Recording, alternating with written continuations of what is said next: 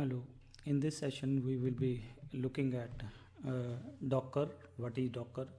In the next session, we will be looking at what is Kubernetes, and we will be covering the basics of Kubernetes. So, in this session, we are starting with the Docker. Before understanding what is Docker, we need to understand what is virtualization. Once we have properly understood what is virtualization, then we can easily understand what is Docker.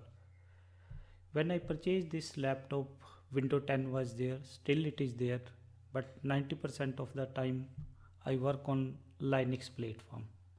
So one option was dual booting. That means I was having Windows operating system. I could have installed the Linux operating system in dual booting mode. But the problem with dual booting mode is at one time I can run only one operating system, either Windows or Linux. If I am going to run Windows, I cannot run Linux, and if I am going to run Linux, I cannot run Windows. So these days dual booting is not the choice. Nobody these days is using the dual booting. So in my case, what I have done, I have installed VirtualBox. That means on Windows 10 I have installed the VirtualBox. On VirtualBox, what I have done, I have installed the VM. So when I'm clicking on this tab C7, so we will look what is happening. Now as we can see, my CentOS Linux is running. That means I was having the Windows. I do not need to install it in the dual Linux in the dual booting. I just install the VM, this VirtualBox software on this window, which is freely available, and on that I have installed the Linux. So in my case, the main user is root, and password is, I have just given 1 2 3 4 5 6, although it is not recommended in the production system. So that means my Linux is running. Same way, I could have installed different versions of Linux or Windows. Like here 18.10 version is there, 18.4 version is there, different versions are there. When Mininet software is available, Ubuntu is available, and you could have installed Windows, different version of Windows also. That means in my case, what I did, because my physical system, it was only having the Windows 10 operating system, but I needed another operating system. So virtualization is the solution. In your case, you can use Oracle VirtualBox, which is free. The other solutions are VMware Workstation, that is paid, but they give you 1 month trial version also. The another option is KVM.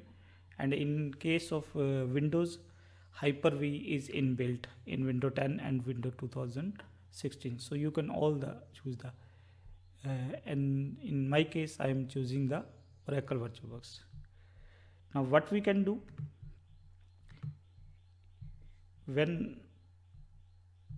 now I have got the Linux, I can do anything. Now I'm trying to run certain commands which are Linux commands. It is running. I'm trying to check whether my internet is running or not. So I'm just trying to ping google.com. It is also running. With Control C, I'm cancelling this. That means this VM is a full-flown operating system. Now what are the advantages? Because in my laptop I am having 16 GB of RAM. So when I was running only Windows 10, hardly I was utilizing 10 to 15% of resources. But when I created this VM, as we can see, I have given 4 GB RAM to this, and I have given certain hard disk to the. We can go to the settings and check. That means this is the RAM that I have given. Then storage, different storage, I have given 40 GB of storage. In my laptop I am having approximately 1200 GB of storage. Now there are certain another operating systems also, like in this case, again I have given 3 GB, here I have given 2 GB. That means out of 16 GB, I can rationalize use my RAM, my hard disk resources. The benefit of this is that simultaneously I can run many virtual machines. That is the advantage. That means if I'm giving average 2 GB of RAM to my VMs, since I'm having 16 GB of RAM, I can easily run up to 7 to 8 machines. And if I'm giving 4 GB of RAM, I can run 4 machines. But there are certain issues with VMware, this VirtualBox or VMs, or when we are using VMware Workstation, again certain issues are there. These machines are very heavy. That means I have to give 4 GB of RAM or 2 GB of RAM, and I have to give 20 GB of hard disk or 40 GB of hard disk or 10 GB of hard disk, depending upon the operating system. So we wanted to move into some another technology. In simple word, if I'm using Oracle VirtualBox or VMware Workstation on 16 GB of RAM, 1200 GB of hard disk, simultaneously I can run 6 to 8 machines. But now what I want, I do not want to run 6 to 10 machines. I want to run 20 machines, or I want to run 100 machines, or even 500 machines. Now these days this is possible. Now already software is available. The name of the software is Docker. So if we are going to use Docker, what we can do? We can get hundreds of machines. We do not call virtual machine, we call these as the containers. That means if we are going to use this new technology Docker, in this 16 GB of RAM, 12 GB of hard disk, we can create hundreds of machines. That is the advantage. So now we will be discussing certain other differences between normal virtualization and this Docker. Then we will practically move how to use Docker, how to install Docker, all these things we will be looking at. So when we are talking about virtualization or hypervisor, in the case of virtualization, hardware is there. As in my case, SSD hard disk, 16 GB RAM, 12 GB of i7 processor. On that, I have installed the host operating system. In my case, the host operating system is Windows 10. It could have been Linux also, but in my case, it is Windows. On that, I have installed the virtualization software. In my case, I'm using VirtualBox and VMware Workstation also. And if the host operating system could have been Linux, I could have easily used the KVM. On that, what I'm getting the VMs, virtual machine 1, 2, and 3. Now there is another technology related with the virtualization, which is called hypervisor, because sometimes this host operating system is very vulnerable. So that means when we are using this virtualization software, just like this VirtualBox and VMware Workstation, we need some host operating system, which could be Windows and Linux. And sometimes this layer is very vulnerable. So when we are using hypervisor like Xen Express or VMware EXI, on hardware we can directly install the hypervisor. On that we can get the VMs. But with both these technology, we will be getting the VMs. Now the latest technology, which is going to be the game changer. Again, we will be having hardware. We will be having the host operating system. Most preferred operating system in the case of Docker is host operating, that is Linux. On that, we are going to install Docker. In Docker, again, we are going to launch the machines. We will not call these machine as virtual machine. We are going to call these machines as containers. Container C1, container C2, container C3. And with this 16 GB or the hardware I am having, I can launch hundreds of containers. We want to see the precise difference. What is the different other differences? When I am installing the VirtualBox or KVM, I need ISOs files. Suppose I am installing Windows 2016. The size of ISOs is 6.5 GB. If I am installing minimal version of Linux or Ubuntu, the size could be 700 MB. If I am using Red Hat 7 or 6, the VM size, the ISO size could be 3 GB. That means when we are installing the VMs, we need ISO, and the ISO size could be from 700 MB to 6.6 GB. And when we are creating the VMs, it takes around 15 to 35 minutes depending upon the operating system. If it is Linux normal version, we can install in 15 minutes. If we are going to install Windows 10 or 16, it could take up to 35 minutes. That means if we have to create one VM, it could take up to 30 minutes. 2 VM 60 minutes, 3 90 minutes. That means lot of times.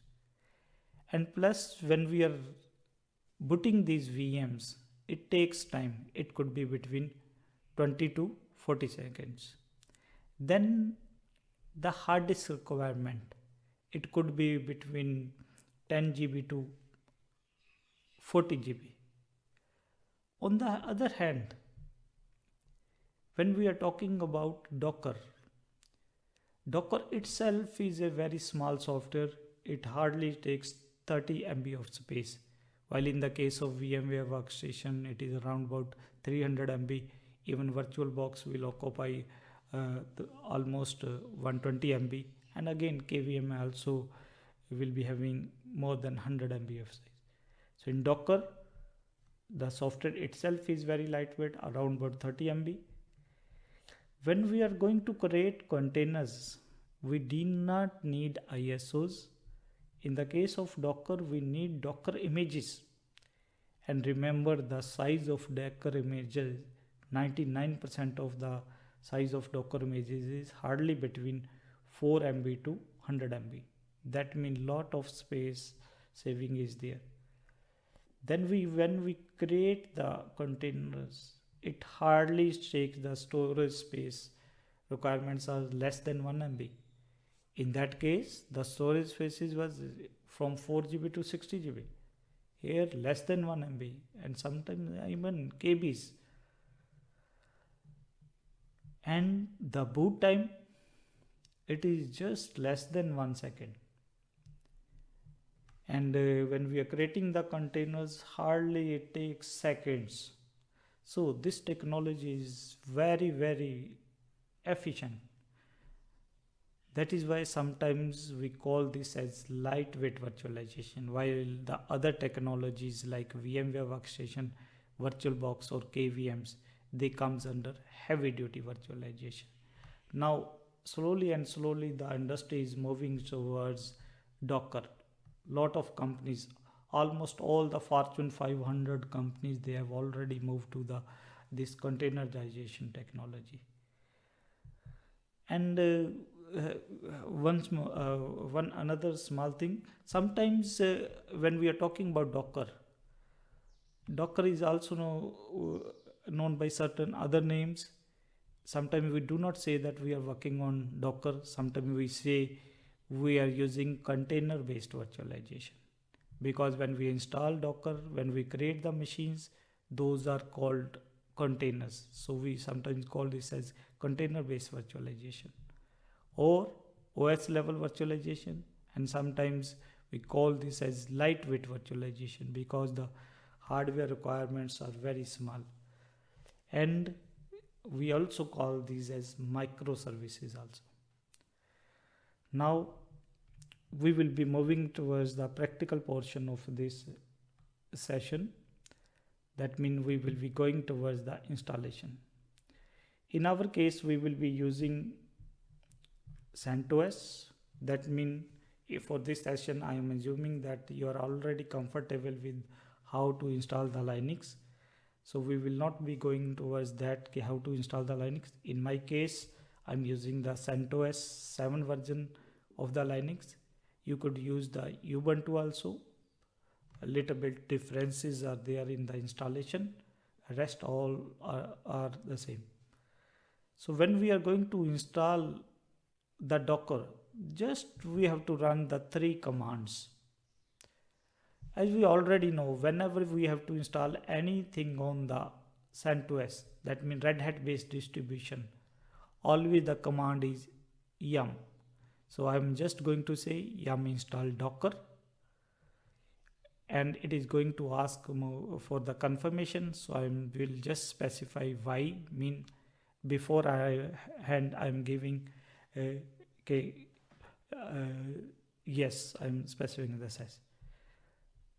Then we will be running these 2 commands for starting the Docker temporarily and then permanently. So let us move towards the practical. So in my case, I'm having Oracle VirtualBox. In Oracle VirtualBox, I have already installed my CentOS. I just want to check the IP address. In new version of Linux, the command for checking the IP address is IP address IPAS. As can be seen, it is showing me the addresses. That means my machine has been given 192.168.1. And please, whenever you are installing the Docker or anything, we need internet access. So I will check whether my internet is running or not. So I will just try to ping the Google to just make sure that my internet is running. As can be seen that internet is running. So the command is yum y, mean we are confirming the installation, install Docker. That means once you have installed the Linux, installing Docker is very simple. You have to just type the command yum y, mean we are saying the yes. Now look at, hardly it requires, it is downloading just 26 MB of software. So according to your internet speed, it can take between 1 minute to 5 minutes. Today, in my case, the speed is very fast. So I think it will just in 1 minute or 2 minutes, it is going to install. So let us discuss the other commands, because again, still it has installed 18 packages. So now it is installing the Docker. Now the installation is complete. In your case, it might take a little bit longer. So what I am going to do, I will clear the screen. For clearing the screen, you can type the command clear. After installing the Docker, just check with the command Docker version whether we have been successful in installing the Docker or not. So I will just run the command Docker version. As can be seen, it is showing the version of Docker, but it is saying something, I cannot connect to the Docker daemon. That means it is giving some error. In the case of Linux, we call our server as daemon. Now Docker has got 2 versions. Client, that means Docker consists of 2 parts, client and server. Now client part is running. We just need to start the server version. So for the command is, so we will be looking at the command. So these are the command. systemctl start Docker. That means I want to enable the Docker server portion. But when I'm going to run this start command, Next time when I'm going to reboot the system, again we have to run this command. That means it is for starting the Docker daemon temporarily. So if we want to enable it permanently, what we are going to do, we have to run the command systemctl enable docker. That will permanent. So in our case, we will be running both the commands, so that now our Docker is running currently and then future also. So I will go to that machine. So what we are going to do, systemctl start Docker.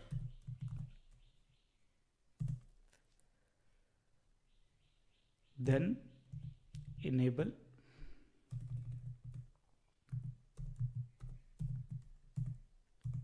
that means now it is when we will reboot this Linux system, we do not need to run these commands.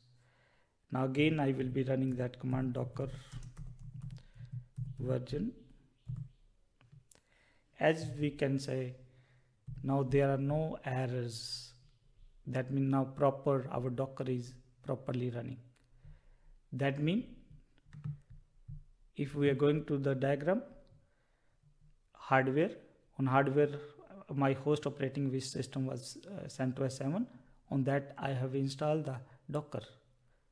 Now I need to create the containers, but for that what I need images. So I'm just going to download certain images. In the case of these days, certain time we do not use the term download. So let me check whether I'm already having certain images or not. So docker image ls is the command for finding out whether we have got the images or not. As can be seen, we do not have any images. So what I am going to do, I will be using the command docker image pull, and in my case I'm just going to pull the one image, which is docker image pull. Now remember, you might have heard about Red Hat based Linux distributions or Ubuntu based distribution. Now the problem with this distribution is they are very large in size. So now these days almost 10 to 12% people, they are not using Ubuntu or CentOS. Which Linux they are using? Alpine. So I will check with, as can be seen, I have already able to pull this Alpine Linux, and look at the size of this Alpine Linux. It is very small. That means imagine one Linux which is of size 5.6 and it is fully working. On the other hand, the Ubuntu, CentOS and other Linux, they are very large in size. Later on we will be requiring some other images also, so I will pull those images also. So I am just going to pull another image, Nginx Alpine. This is web server image. Later on we will be requiring this image. So I am just again docker image pull. Now from where it is getting those images? It is getting those images from the hub.docker.com. Millions of images are available. If you are not satisfied with these images, what you can do? You can create your own images also. But we will not be going into that. We will be using which images are. Now I have downloaded the Nginx image also. I have downloaded the Alpine image also. So let me check with which command? Docker image. That means I'm already having two images. One is of normal Alpine image Another is of web server means, again look at the size. That means it is the Linux plus it is having the web server also, and the size is only around about 20 MB. Now we have already downloaded the images. So now what we want? We want to create the containers. Now in my case, now I will be using 2 to 3 terminals. I am already using this terminal, so I will just press Control function Alt key. I will move to the second terminal.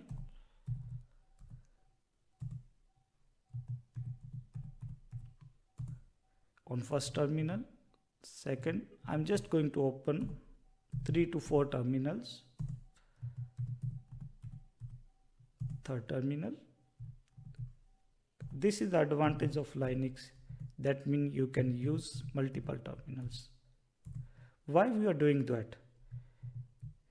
Now I'm clearing this screen. So I will type clear.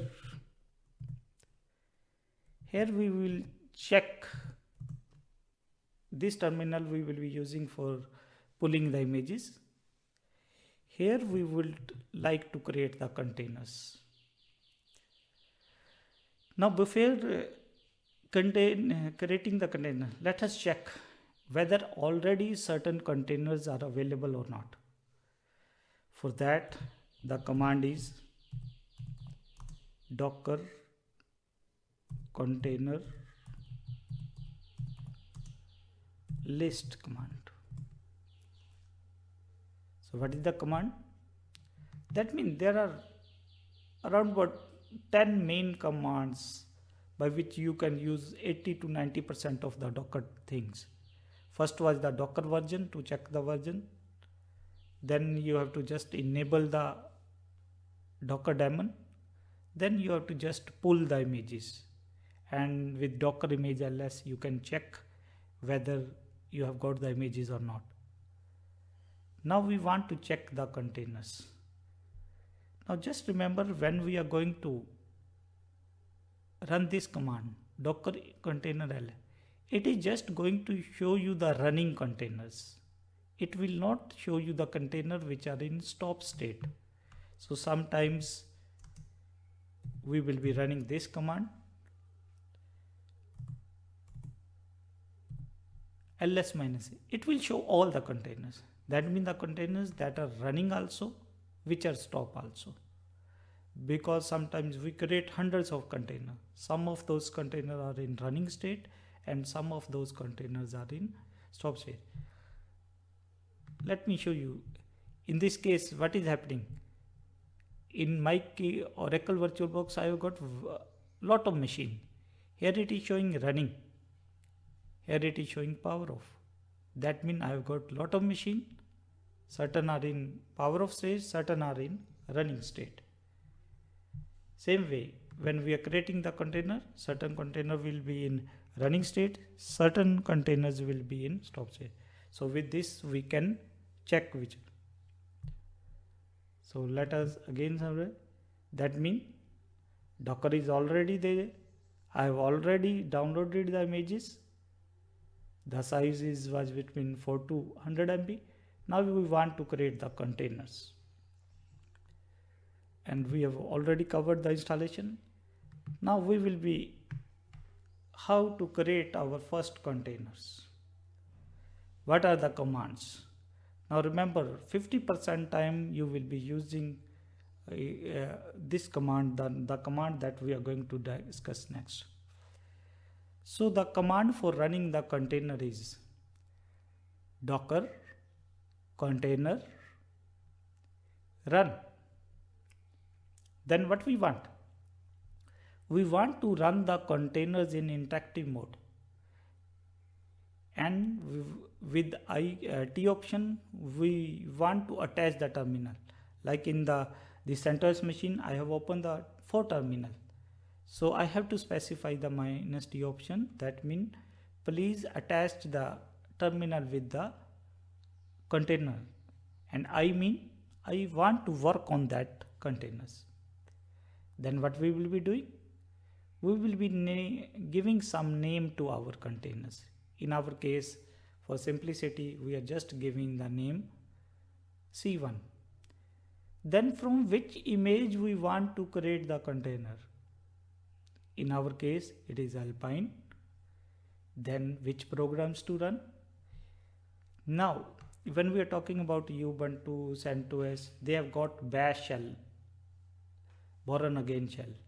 Because the size of that shell is very large, so Alpine people, what they did, they created Alpine shell. Because Alpine Linux is itself is around about 5 MB. So they wanted some small shell. So in that case, the shell is. So now I will be running this command and we will see whether we are able to create the container or not and how much time it is taking. So I will move to, now again I am opening the third terminal. So the command is, I will clear this screen. You can type clear command or you can just say Control L. So the command is Docker container run, I mean interactive, T enters the terminal. Then we want to name our container C1, from which image, the name of the image is Alpine and the shell is ASS. And when we will press enter, within second it has created the containers. Look at this. The first prompt was different. With if config command, what I can check. Now it has been given which address, 172.17. You can create the files like we normally do in Linux.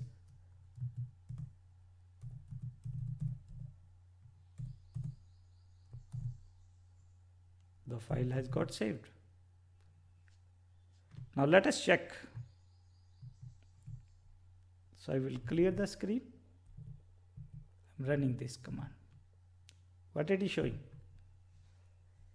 The container name is C1 and automatically it has been given some IID. The command which we are running, creating, the status is up. That means my container is running. Now, first we want to create the second container also. So again, what I am going to do, Docker container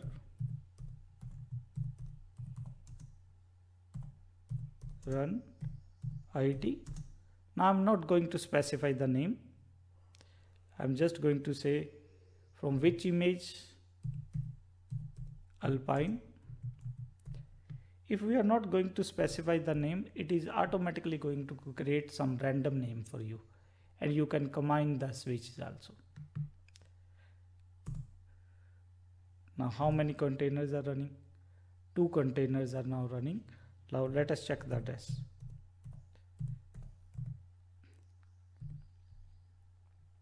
This is having the address 172.17.0.3.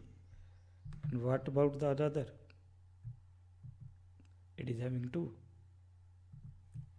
Now we can check ping 172.17.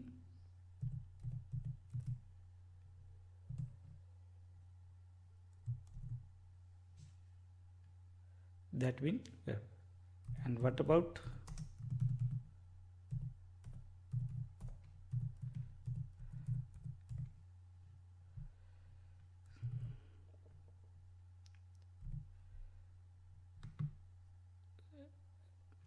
okay, we are just first checking the local networking. Now as can be seen, now this container is communicating with the another container. Now if I am going to run this command, what it is showing? It is showing C1 container, the earlier container. Now the second container, this is the second container. Since we have not given some name, it is automatically given some random name. This is the name. That means we were able to create the containers. Now these were the simple containers. Sometimes we need some powerful containers like of web server. So what we will do, we will destroy these containers. So if we want to log out from the container, just press Ctrl D. That means we were able to log out. When I am pressing the Ctrl D, what is happening? Now previously both the containers were in the running state. Now when I run this command, what it is showing? It is just showing one containers, because we have already told that when we run this command docker container, it only shows the running containers. It does not show you the stop containers. So if we want to check all the containers, what we have to do? Docker container ls minus, now it is showing you. Now what we will do? We will log out from the first container also. Now what will happen? I'm again clearing the screen. That means now both are in exist state. But if I am going to run just this command, it will not show, because docker container ls command only shows you the running containers. But what about this command? It will show you all the. Now we want to destroy the container. So it is a recommended practice, docker container stop C1. Then what we will do? Remove. Now if I am going to run this command, what will happen? Only one container is available. Now we want to delete this available container also. So what we can do? Stop. We can specify the ID also. Like in this case, the container is having this ID. So we can type 3 or 4 first characters. It is recommended practice. Okay, first you stop the containers, then you remove. Now we were able to remove them. That means it is very easy to create and remove them. In the case of Google, they say that every week they create trillions of containers and destroy the containers. So now the industry is slowly moving towards the concept of the containers. Now we want to talk about some powerful containers. That means now I want to implement web server. That means I want to implement my web server on the containers. Now what was happening earlier? You used to have the physical machine for implementing the web server. Then the industry moved to the virtualization.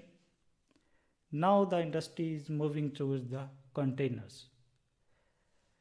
And another thing that we noted in the containers, when we created the two containers, earlier if I have to teach you the networking, we used to have two physical machines. And what I used to do, I just wanted to ping. That means I was able to demonstrate the networking. Then we moved towards the VMs. That means when we have to show you the networking, we were using the VMs. Now in my case, what I have shown you, I have shown you the containers. That means just by using the container, you can show you the networking, which is very light. Now we want to discuss some powerful concept in Docker. That means I want to implement web server. Now two web servers are available, Apache and Nginx. Nginx is a little bit more efficient. So in my case, I will be giving you the example of how to use the Nginx. So in my case, we have already downloaded the image. This is the image that I have downloaded. Now when we are talking about the images, certain images are based on Ubuntu and CentOS distribution. The size of those images is going to be very large, but certain images are based on the Alpine Linux. So in our case, what we did, when I was pulling the Nginx image, what I said, please give me the image which is based on Alpine, so the size is small. If I have downloaded the Ubuntu or CentOS base, then the size will be large. So that is why slowly a lot of time when we are using images, we mostly are using Alpine based images. So I have already downloaded. So we will see how to launch this web container. So I will again move to this terminal. So now the command is docker, again container, run. Because servers run in daemon mode, so we have to specify the -d option. Then I will give the name. We will give the name web. Then I have to open the port also. For opening the port, I have to specify the option -p. Then which container? Sorry, image, that is Nginx Alpine. This is the command. So let me make you understand. So I will be. So now what is happening? In my case, this was my Windows 7, Windows 10 laptop, which was running net. On that, what I was doing, I have installed CentOS. Now in CentOS, what I will be doing, I will be running my Nginx containers. Now as we know, web servers run on 80 port. But the problem is, now because I will be sitting in this machine, so what I have to do, I have to make a relations of this 80 port with certain ports on the host operating system. So when I'm specifying the -p option, automatically what it is going to do, it will create one tunnel between the Nginx container and your host operating system, and some random ports will be assigned. So what I will be doing, when I will run the commands in any browser, HTTP localhost, and when I will be specifying the port, it will be showing me the web page. So this is the way in which we launch the containers web. So let me run this command. Already I have typed the command docker container run -d -name. P is the name of P is for opening the port. So we will be going there. So I'm running this command. Now as can be seen, it did not take us into the containers because it is running in the daemon mode. So I just want to check. So what is the command? Docker container ls, sorry, spelling mistake, docker container ls. Now what it is showing? It is showing me the ID of the container, name of the image, by default which command is running in that container, how much time before it was created, and it is showing me the port also. So now what I'm going to do, in Linux we have got elinks browser. So what I can do, I'm just saying dump command http localhost, what is the port? 32768. So let us check. It is showing us the default page. Or what you could have done,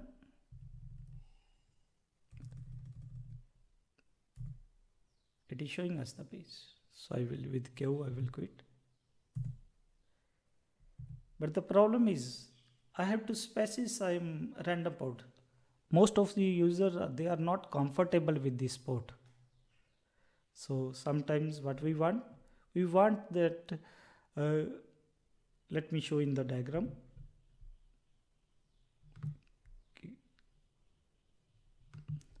What was happening when I was specifying the -p? What it was doing, it was creating one relationship between the 80 port of the container and some random ports on the host operating system. Since most of the users are not comfortable with specifying the port when they are accessing the web server, so now what we want that this 80 ports relation should be with the 80 port of this host operating system. So we have to modify the command. So let us again go. But before that, what I have to do, I have to check the container, then I have to stop the container, Docker container stop. The name of the container is web, then remove.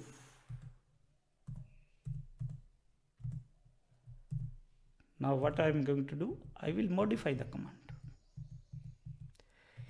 Now it is very easy in Linux. Linux keeps the history of 1000 commands. So you can, no need to type the commands again. You can go to the previous commands. Now I'm modifying the command. So what I'm saying, Docker container run in daemon mode. Name of the container will be web.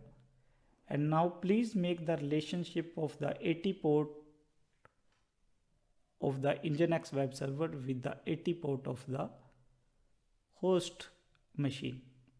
And for which image we want to create, I'm specifying the image.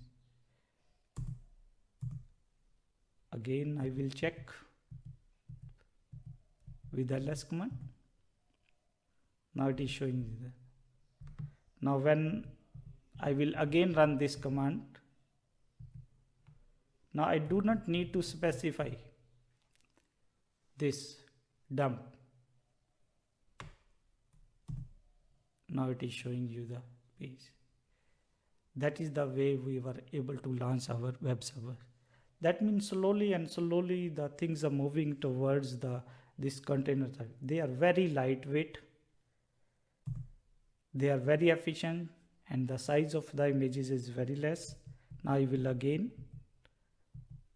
stop the container and I will remove the containers. So again, let me summarize the things what we have done.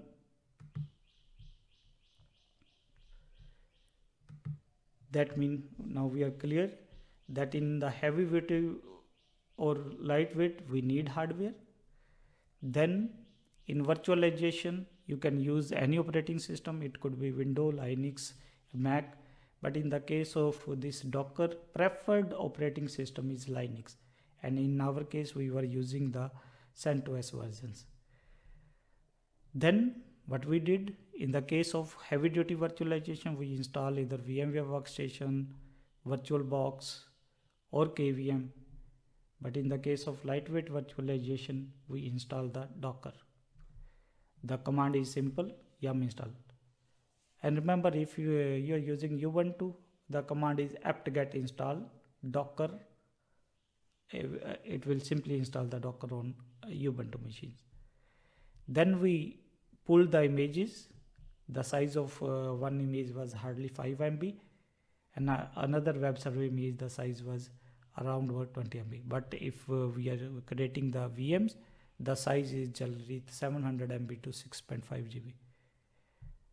In the case of heavy duty virtualization like VirtualBox and VMware Workstation, we create the VMs which takes 15 to 35 minutes, but here we have seen container just takes seconds or less than seconds, and the images from which we create the containers, the size of those images is very less.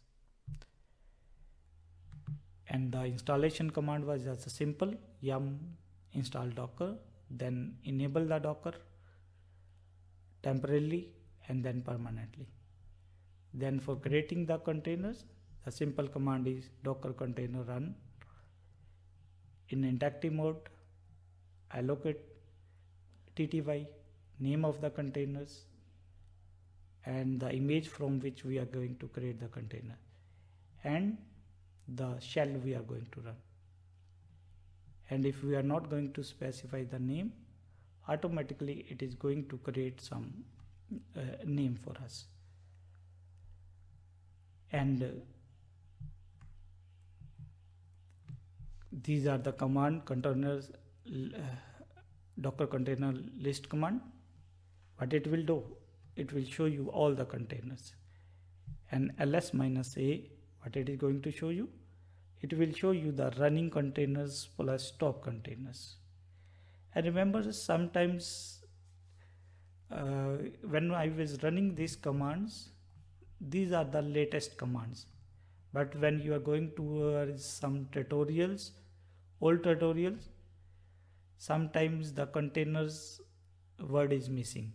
So you can run this command also, docker run -it -a c1 the image. That means no need to specify that image, but slowly in future version this might not be the syntax. So please remember, this is the syntax that we will be using. So in our case we have covered the containers. In next session we will be looking at Kubernetes. Now what is happening? Suppose this laptop is in my case is having 16 GB of RAM, 1200 GB of hard disk, i7 is the processor. Suppose I am able to create 500 containers with this hardware, but now my requirement is 1500 containers. What I am going to do? One option is I will increase the RAM, or I will increase the storage. This is called vertical scaling. Now this is not the recommended method these days. Okay, you are just going to vertical scale your hardware. Now the trend is towards the horizontal scaling.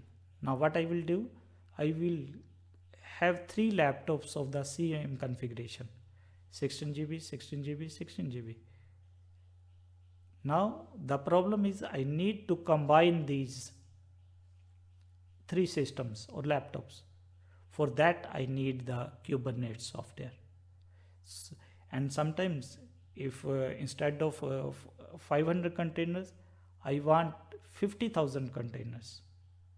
That means I need 100 laptops.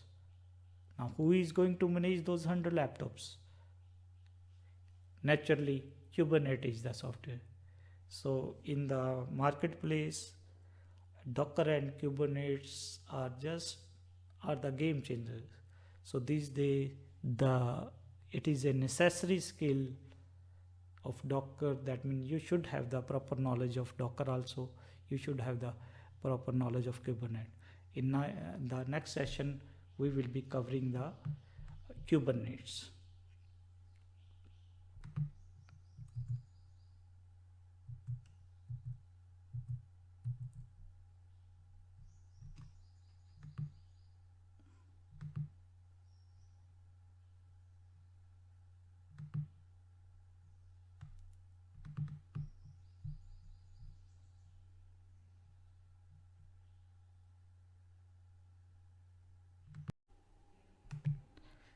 In this session, we will be looking at the Kubernetes basics. In the previous session, we have discussed about the Docker. Now, why the need for the Kubernetes? As we were discussing the Docker, as I said, in my laptop I have got 16 GB of RAM plus 1200 GB of hard disk. i7 is the processor. If I am going to run the VMs, simultaneously I can run 5 to 6 VMs. But if I have to run the containers with the same configuration, I can run around about 500 containers. That means with 16 GB RAM, 1200 GB hard disk, i7 processor, up to 500 containers I can run. But suppose now my requirement is 1500 containers. One option is I will vertical scale my laptop. That means I will add more RAM, more hard disk, this type of thing. But slowly and slowly in industry, vertical scaling is not the solution. And also there is a limit in vertical scaling. So these days the trend is towards the horizontal scaling. So what I will do, since I need 1500 containers and I am assuming that in this hardware I am able to run 500 containers. So what I will do, I will take 3 laptops. Now the problem is how I am going to combine those. Naturally I have to install on all the 3 laptops Docker, but I need some software, some clustering or some orchestration software. Here is where Kubernetes fits. Now Kubernetes is the product that was donated by the Google to the open source community, and they are already using this in large scale. So in our case, we will be discussing about the Kubernetes. What is Kubernetes? What are the pods? What are the nodes? What do you mean by deployment? What do you mean by services? Now already basics of containers are clear to us. Here we will be going towards the details in Kubernetes implementation, those type of things. So first of all, I will start with what are the different Kubernetes implementation. That means now I have to show you the practical how to use this Kubernetes. Lot of options are there. The most easiest option is I have got one node. That means I have got one physical machine or one virtual machine. What I am going to do, I will install Minikube there. There I can do the practice. Or if I want to go further, what I can do, minimum I need 3 node Kubernetes cluster. Out of those 3 nodes, one will be the master node, other 2 will be the worker node. That means minimum I need 3 nodes. That will give you production type of setup. But sometimes, since this is just 1 hour session, implementation of 3 node cluster is very difficult or very time consuming process, and you need lot of deep knowledge about Linux. Again, although 1 node Minikube cluster is easier than 3 node, but still it is going to do. So in our case, we will be choosing the other 3 options which are available on cloud. We can use the Azure cloud. AKS is the name of their service, Azure Kubernetes service. Or we can use AWS EKS service. Again, it is related to Kubernetes.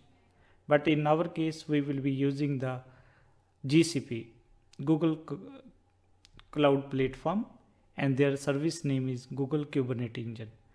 And since Google has donated this Kubernetes products to the open source community,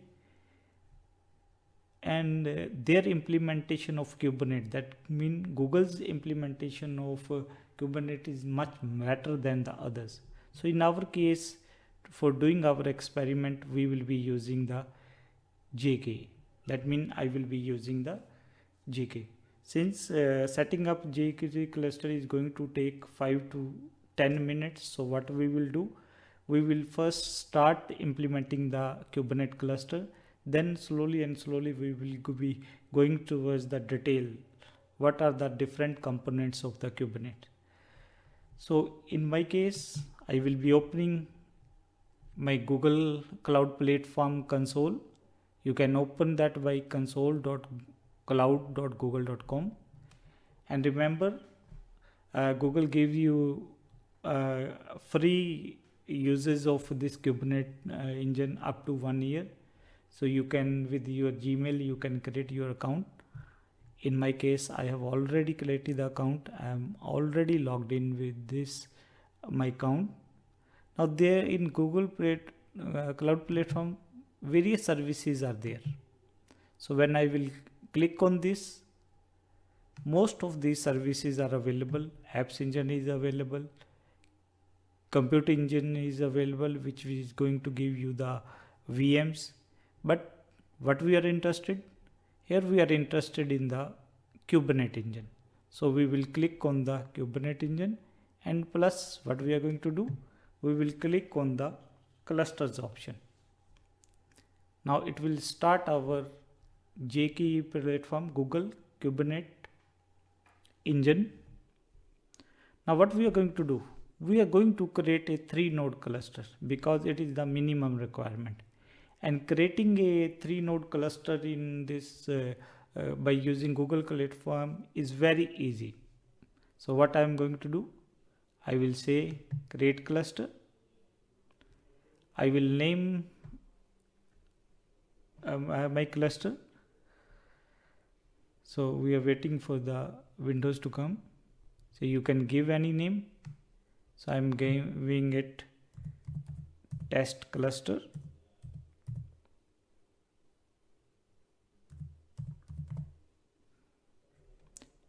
And I am choosing some region where I am going to use. I am choosing US Center 1A. In which region I want to launch, and which versions of JKI I want to use. So I have to just click. That means creating a 3-node cluster or 10-node cluster, it is very easy in JKI platform. So what I am going to do? I will just click on create. Let us see what will happen. It is submitting the request, and within 4 to 5 minutes, what will happen? Our cluster will get. Now it is showing us the test cluster. What is the location? And when this cluster is going to get implemented, it will show us the total RAM available. Suppose if we have got 3 nodes and each machine is having 4 GB RAM, that means it will be showing us the 12 GB of RAM. Now, since it is going to take 4 to 5 minutes, to manage this cluster, what I have to do? I have to open one Cloud Shell. That means Cloud Shell is the command line interface to interact with your this JKE cluster. So meanwhile, what I will do? I will click on this also. So now it is opening one console. Basically, when you click on this Cloud Shell, it give you one ready-made VMs, Ubuntu based VM. So now it is going to connect to that shell. Now that shell is available. You can take this shell to another window also. So I will click on this. That means I'm just going to open another window. So here it will be showing us the cluster. Here I will be getting the shell, and I will close this.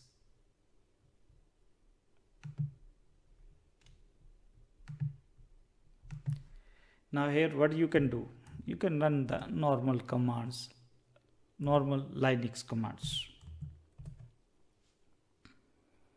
It is just like one of your VMs. Now let us understand certain theoretical concepts of Kubernetes. Now our cluster is running. Let us check. Still it is taking time.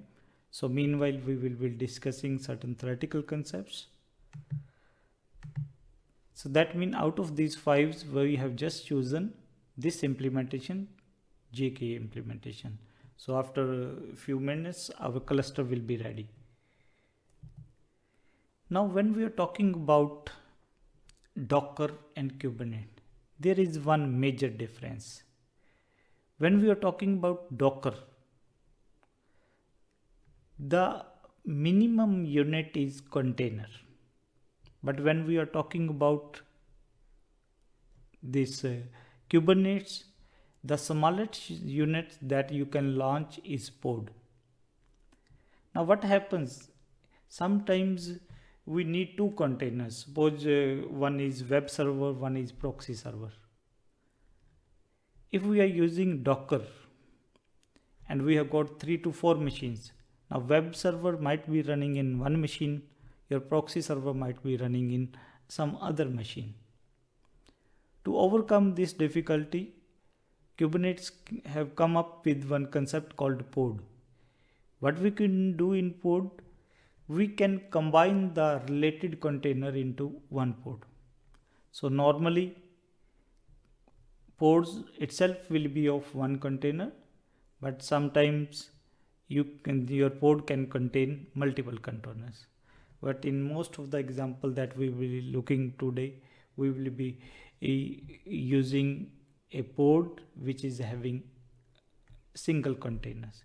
That means this is one major difference between pod and containers, the concept behind Docker and Kubernetes.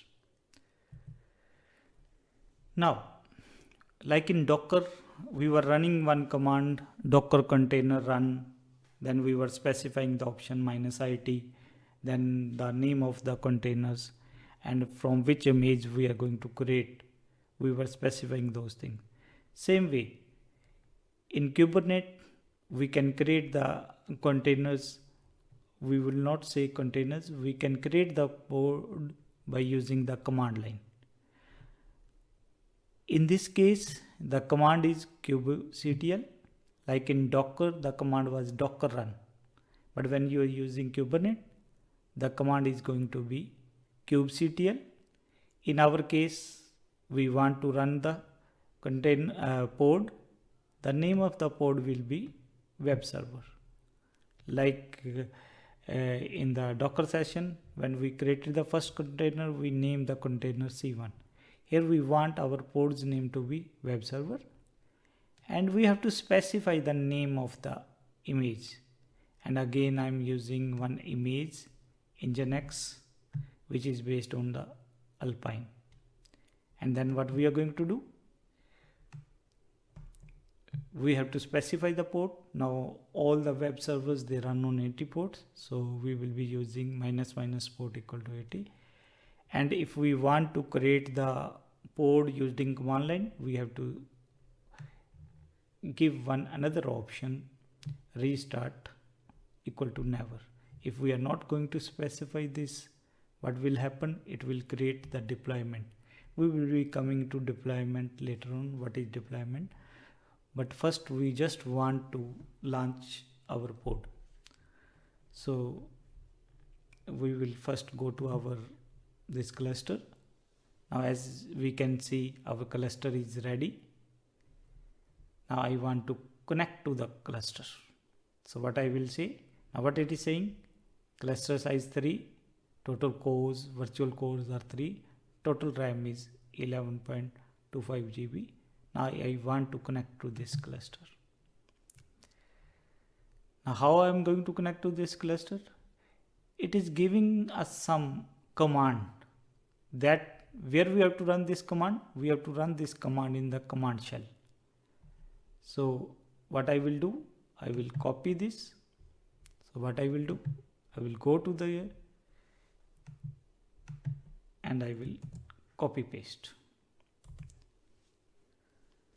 So now what will happen? What this command is going. Now there normally we will be using in Google 2 command, gcloud. This is for communicating with the Google virtual machines. Then we will be using the kubectl command. Kubectl command will be used to communicate with the cluster.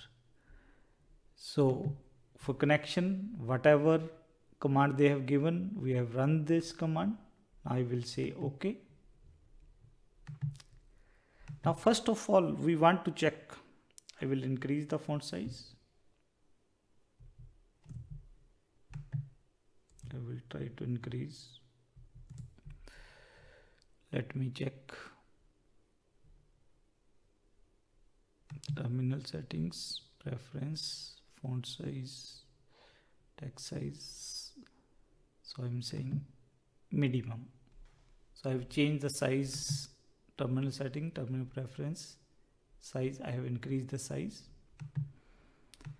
Now the first command that you are going to run is kubectl, is the name of the command. Get nodes.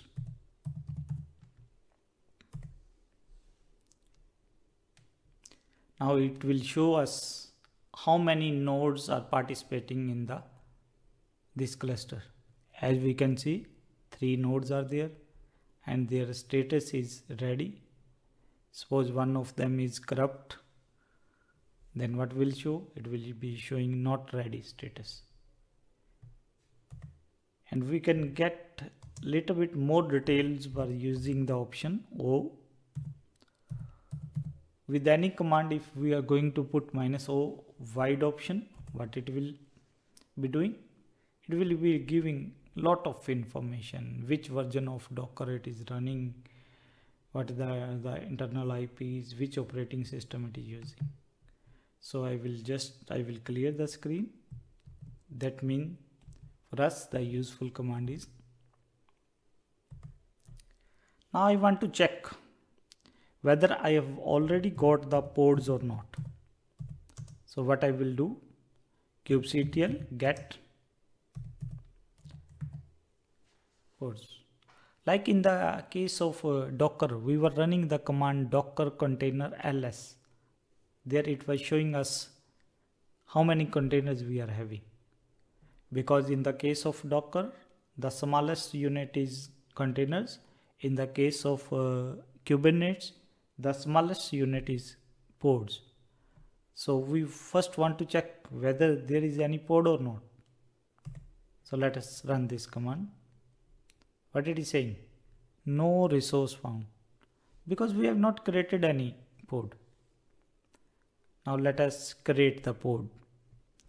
So I will open one file where I have already typed the commands so that I can copy paste to save the time. So we have already discussed this command, so I will copy this. And what we are going to do, here I am going to paste. So this is again kubectl run. Please give the name web server to our pod, which image we are going to use, and we are going to open the port 80 and we have to specify the option. Now let us check. Again, creating pod by using command line is not the recommended method. Later on we will be seeing which is the recommended method. So, but initially for starting purpose we are using the command line. So now it will automatically download this image. We will not use the term download. It will pull the image. Now what it is saying? Pod web server created. So I can again use that command kubectl get pods. It is showing us that web server is available. It is running. But I want little bit greater details. So I will be choosing the option kubectl get pods O wide. It is giving us little bit more details because this pod contains 1 container. So out of 1 container, that 1 container is running. Sometimes if the pod has got 3 containers, 2 of those might be running, one night, but then it will be showing some difference there. How many it has restarted? Nothing. That means we were able to create the pod. But now remember, we have got this address, but this address is not accessible from the internet. For that, we need to create the service. That means we can create the pod, but as such, pod will be having one internal address, 80 pod will be open. But what we need some service. That means to expose this pod to outside world, we need to create the service. So what is service? So what is the command? Let me first copy paste, run the command and then explain. So I will be copying the command because this command is going to take 2 minutes. So I am just going to run this command. So what we are saying, kubectl expose which pod? Web server, because we have given the name web server to our pod. And we will be naming our service as web load balancer. What we are saying, please open the 80 port on the web server, on the load balancer, and map that port with the 80 port of the containers. So in this way we can create the service. And for checking the service, what we are going to do, kubectl get svc. What is the name of the service? Web lb. You can name any web server. So now what it is saying, name of the web server, load balancer, cluster IP, external IP. So when we are going to click,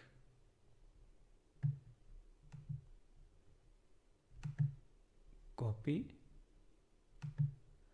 So let us paste. We will see what will happen.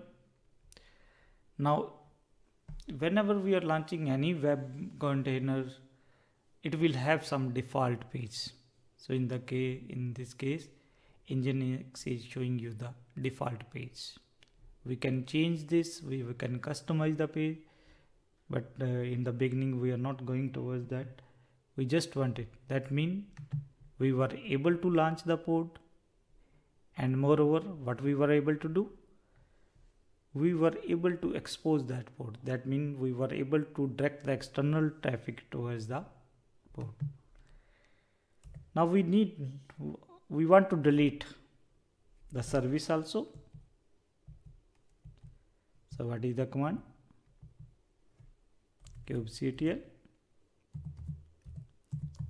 delete the name of the service. Like in the case of Docker, you need to remember 10 to 15 commands, common command. So we have deleted the web server service. Now I want to delete the pod also. So I will say kubectl delete pods. What was the name of the pod? In our case, web server.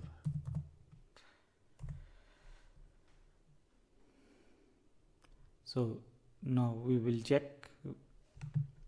So I will clear the screen, or let me run again that command. Let us check whether that service is available or not. The service is not available because we have deleted. And then we will check whether the pod is.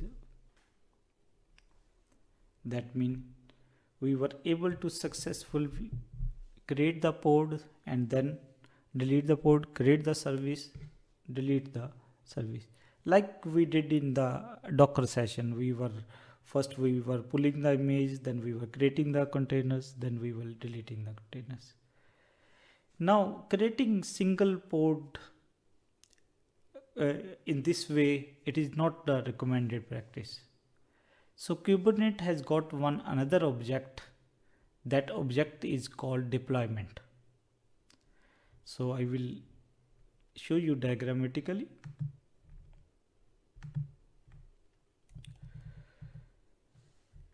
That means now I want to create 3 pods. 1, 2, 3 pods. One is I'm going to run the command 3 times. That command that I have run. But that is not the recommended practice. So Kubernetes has got another object that is called deployment. That means I can create a deployment object, and to deployment project I can specify how many replicas I want. If I am going to say I want 3 replicas, so deployment is automatically going to create 3 replicas for me. So let us go into that. So what is the command? This is the command for creating the replica.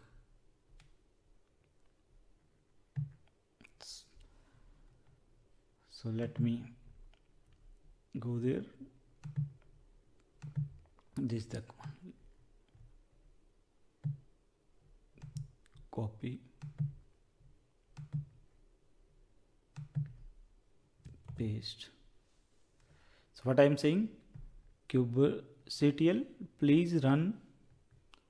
Now this time we are saying web server, and at the end we have not specified that restart option. When we are not specifying the restart option equal to never, then what happens? It automatically creates deployment. And what we are specifying? We are specifying the image. Here I am not using the standard image. I am using the image that has been created by me. That means I have created my personal image that I have already uploaded. What is the path of that image? Vipin 2411, that is my account at the Docker Hub, and I have given my image. That means you can use your customized images also. -- replicas 3s. What we are saying? Please create 3 copies of that deployment. And which port we are going to open? Again 80 port. So I am going to, again it will give some warning. This is not the recommended method of creating the deployment. So now we will say kubectl get deployment. What it is saying? Web server. 3 out of 3 pods are running, and we can check with the kubectl get pods. What happens? It is showing us the 3 pods, and I can specify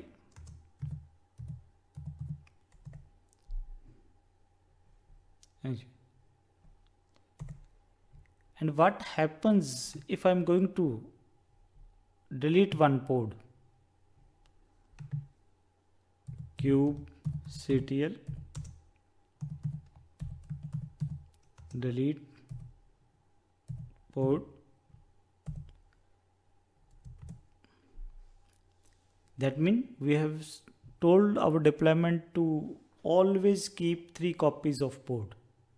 Now I am deleting, or somehow automatically if it is this pod is going to get deleted, we will see what will happen. So I am deleting one pod.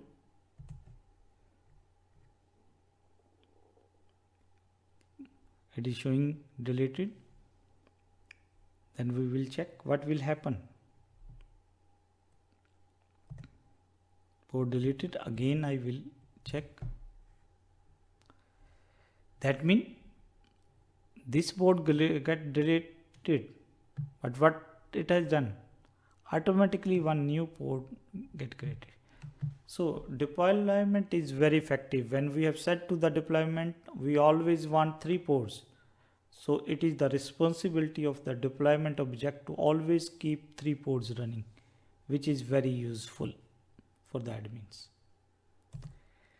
Now the problem is how to access these ports. And what is happening? When the port is getting deleted, next time the IP address is getting changed. So now how I am going to assess this? So what I have to do? Again, I have to expose these ports to a service. That means I have to launch one service which will redirect the traffic towards these ports. So let me explain it diagrammatically. That means we have said to our deployment, please create 3 ports. Now I need to direct the traffic towards these ports. So I need to create the service. So many type of services are available, but in our case, we will be using load balancer service. So again, I will go there. And this is the command. Now what I am saying, kubectl expose deployment, name of the deployment, and which port we want to open, 80 port, and type of services. So again we will run.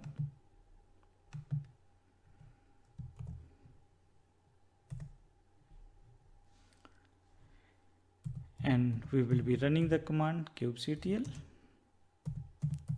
get which service, or you can specify simple this command kubectl get SUS.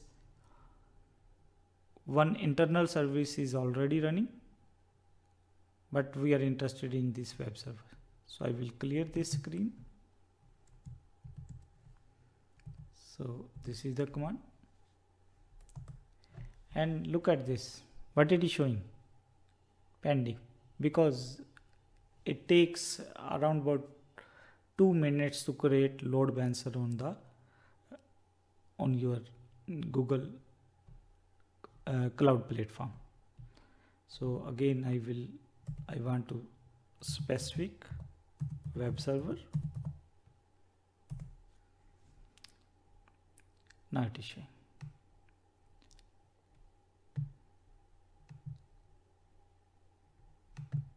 Copy, because this time I was using the custom image. Let us check.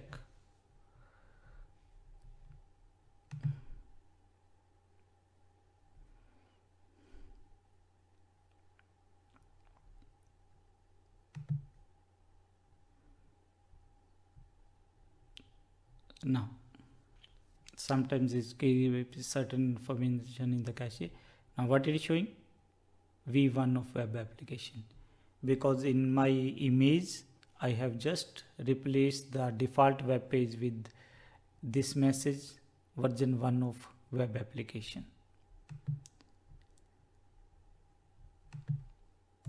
So now again let us check.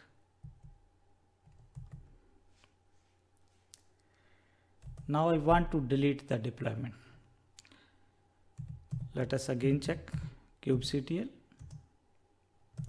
get deployment, or you can use the shortcut deploy which deployment, web server.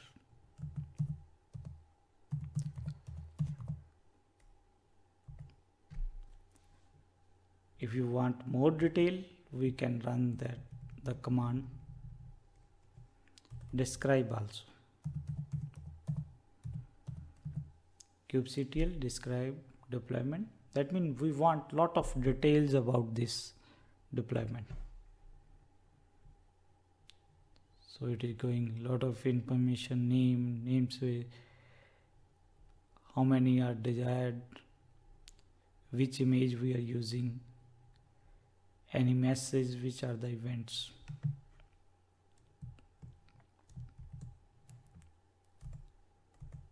Now we want to delete the deployment. So what we will do,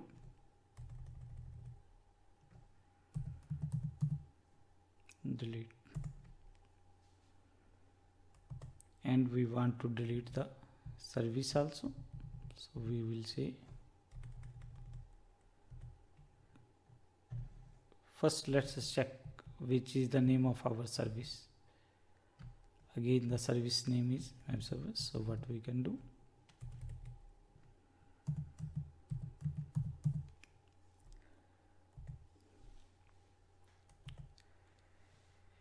so in our case, what we did, we created the pod by using command line, but that was not the efficient method, because if we want to create 3 pods, we have to run the command 3 times. If we are creating 100 pods, we have to run that command 100 times. So in Kubernetes, one object is available. The name of that object is deployment. There you can specify how many pods you want, and we can scale the pods up and down also. Now, creating the pods or deployment or the services by running the command, it is not recommended practice. So what is the recommended practice? So I will again open the slides. Now there is another method of which is universally in production system. We always use this method. That means we create instructions in YAML format. YAML means yet another markup language. That means whatever we want to do, whatever object we want to create, we have to write the YAML. So here what we want to create one web server pod. So I will just name the file web server pod and the extension of the file. We will not be going into much details into this. 2 or 3 things I will explain. Which type of object you want. That means I want to create pod. And what will be the name of the pod? That will be web server. And sometimes when we create physical server, we name those server as whether it is web server, FTP server. On certain servers we make the label whether that is production server or development server or testing server. Same way on our pod, what we can specify the labels. I have just given the label app is equal to engine web. Now then we have to specify the instruction. That means we want to create the container. For that container, which image we want to use? We want to use this image. Which port we want to open? 80 port. And what the name we want for our container pod. So this is the method for creating your pod. And let us discuss about that deployment also. In deployment, we have to specify which kind of object. Deployment. Name of the deployment. Web server D. And this is important.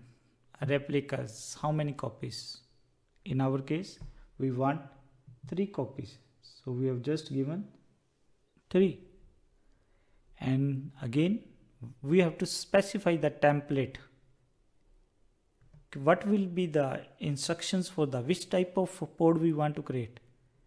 So for that template is there. What we are specifying? We want to create a pod which will be having one container with the name web. This will be the image. This pod will be open and it will be having the label Nginx.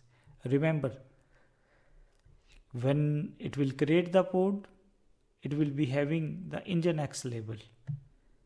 So in the deployment, we are specifying the match label equal to.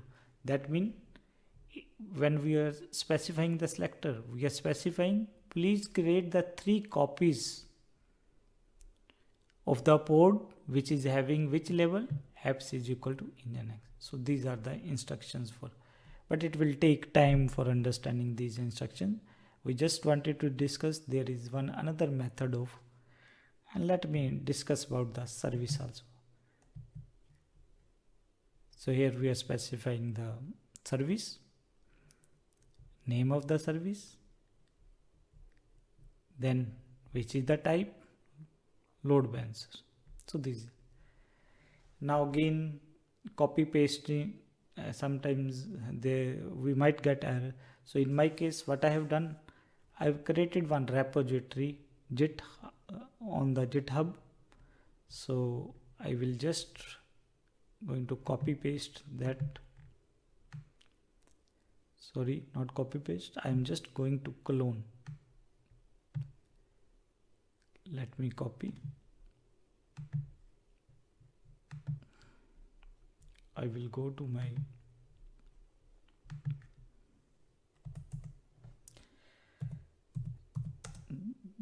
git clone is the command, and you have to specify the address.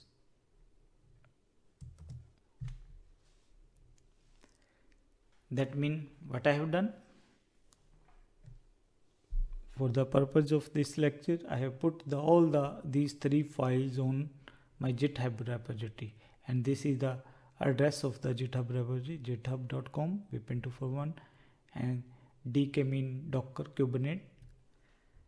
So when I'm saying git clone, what will do? It will pull clone all those three files which I have kept on my GitHub account. Here, let me show just github.com,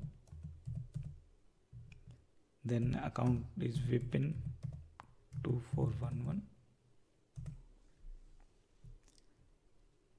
Lot of repositories are there, so I will click on repository.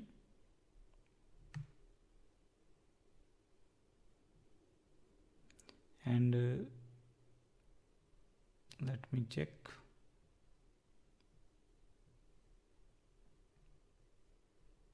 This is the repository.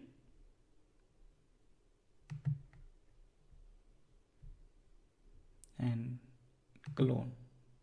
Again, it is showing the same path that I have typed. So what I am going to do? That means it will pull the images.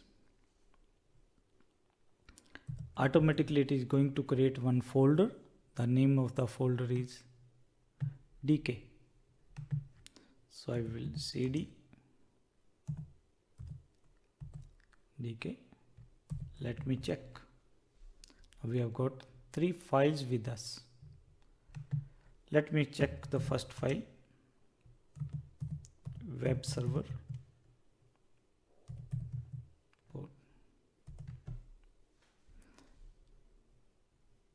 So these are the instructions. So now what happened? kubectl apply f mean the name of the file. In our case, what is the name of the file?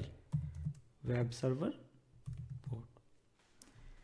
That means whatever instructions you have to type, that you have to create one YAML file. Then the command for running or launching that object is kubectl apply name of the file and specify the F option.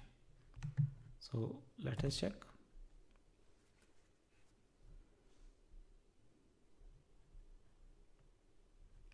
So pod web server created. Again we will check the command kubectl get pods.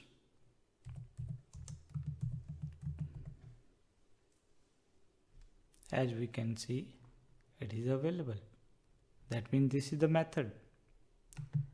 But the problem is we want to expose that pod. So let's check what is the label. Label is app is equal to nginx. So then what I will do, I will open web server service. Now the service, whenever you are creating the service, your service selector should match the label of the pod. So here apps is equal to nginx web. It is matching with this. So this service will select all the pods which are having the label. So again, how I am going to launch this service? kubectl apply -f. That means if you know how to write, you can write the file, or you can take the help of somebody else who is going to write this file for. Once you have got the file, you have to just run this command, kubectl apply.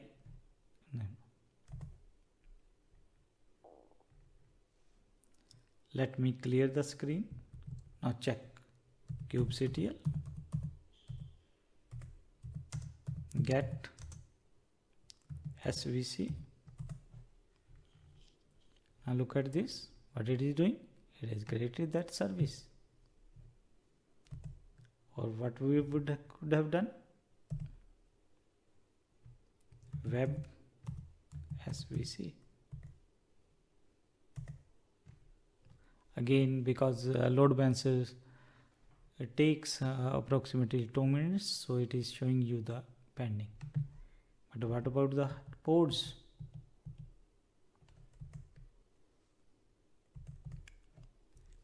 This is the pod. Another very useful command is minus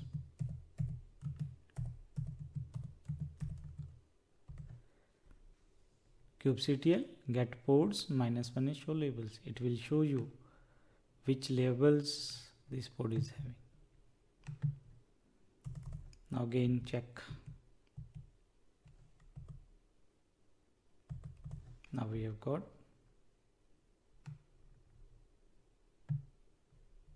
So I will go there.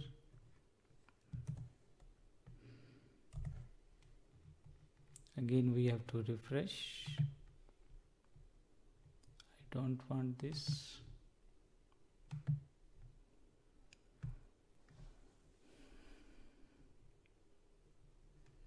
Again we will see. Again default page. Now we will delete the pod. Now earlier the command was kubectl delete pod, but now what we are going to do? It is very simple now. Do not need to remember the command. That means again we will run that YAML file, apply that YAML file with which option? We will just specify kubectl delete. Now what will happen?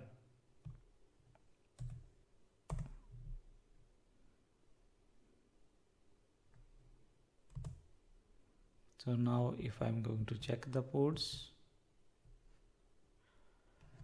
let me no resources. Now we are not deleting the service because service is still running. So what I'm going to, let us go into the details of the service.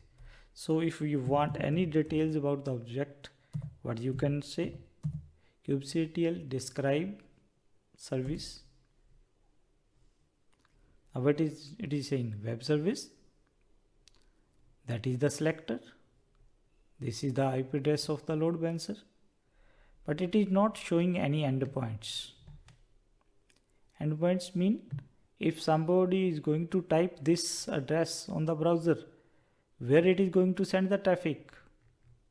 Because there was one pod, we have already deleted that pod. So now what I am going to do, I will check, and I will check which definition, that my web server deployment. Let me clear the screen. So now we have got version 1 deployment. We want the name of our deployment as web server -d. Then what we are saying, please create 3 replica. That means 3 pods, label them as Nginx web, and which image? This is the image. So now kubectl apply -f web server deployment. Let us check kubectl get deploy. This is the deployment. So we will check the ports.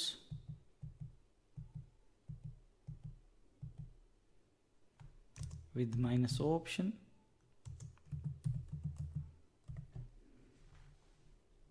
Now it is showing the 3 ports has been created, which are having different addresses. Now let us check again the service.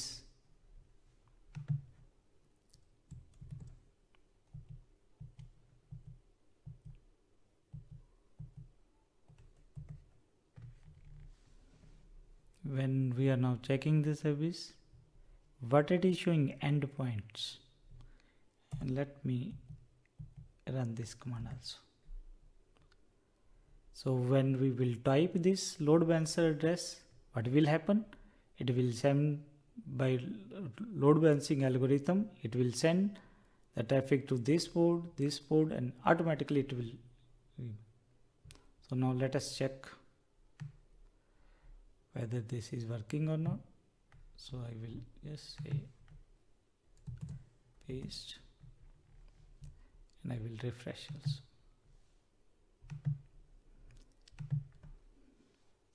Now I want to increase my deployment. That means I want 6 pods. So what I will do?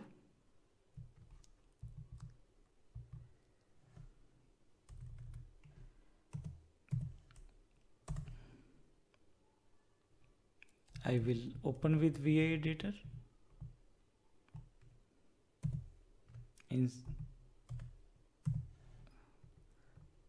That means I'm changing the replicas from. Now let us check.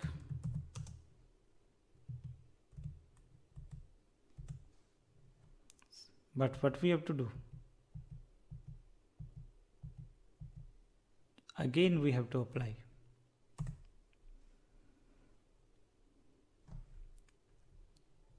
Configured. Let us check.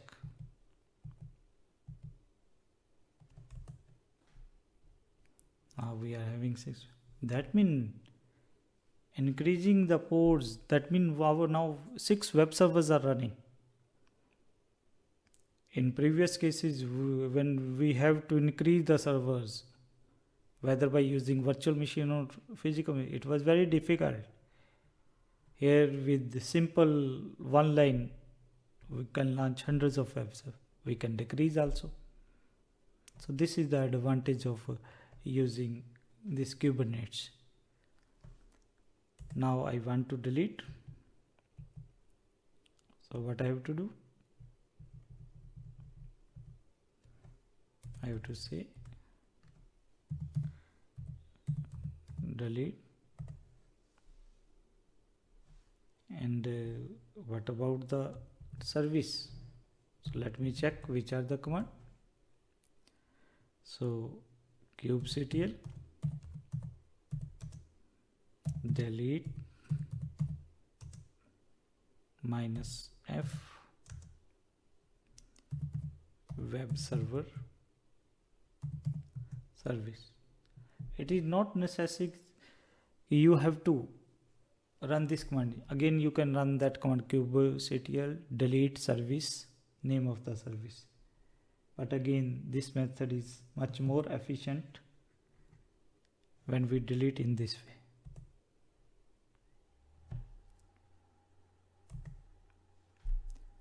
So there are different methods of creating the pods and deployments, these type of things.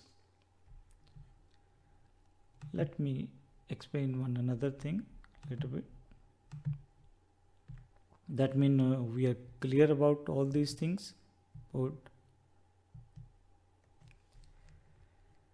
So that means till now what we have discussed, we have just discussed about the pods which were having the single containers.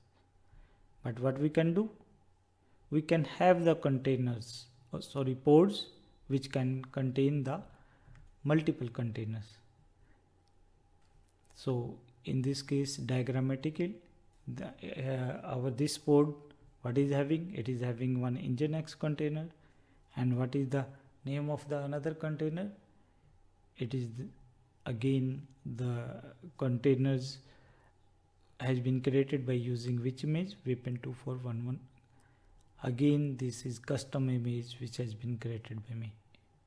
So this is the mean in Docker, the smallest unit is container. In the case of Kubernetes, it is pod. Now we have already deleted. So there we have got one another command with the kubectl get all. It will show us if we have left anything. This is by default one service which is running. We are not going to delete that. So now I will close this. What we are going to do? We'll close this.